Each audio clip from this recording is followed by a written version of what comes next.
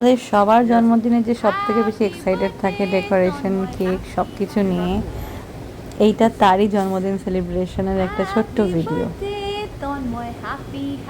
দুবাইতে এই জন্মদিনটা সেলিব্রেট করা হলো তখন আমি আর ওই ছিলাম, দাদা আর বৌদি সেবারে ছিল না, কারণ তখন সিয়া সবে ডেলিভারি হয়ে গেছে আর দাদা গেছিলো সেই সময় ছুটি নিয়ে ইন্ডিয়াতে।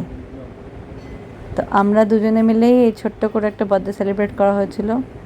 তোমরা শর্টসগুলো তো দেখেই নিয়েছো যে কীরকম ডেকোরেশন করেছিলাম। অল্প আধটু ডেকোরেশন করে একটা সুন্দর কেক নিয়ে এসে আমাদের দুজনের মধ্যে একটা ছোট্ট করে সেলিব্রেশন করে নিয়েছিলাম।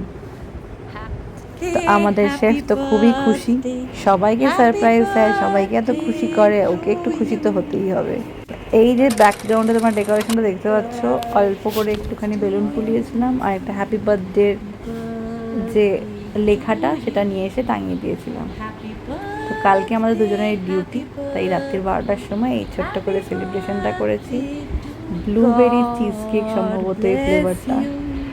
শেফ খুশি হয়েছে কিনা সেটাই যথেষ্ট, শেফ খুশি তো সব ঠিক আছে, প্ল্যান সাকসেসফুল, আমিও হ্যাপি।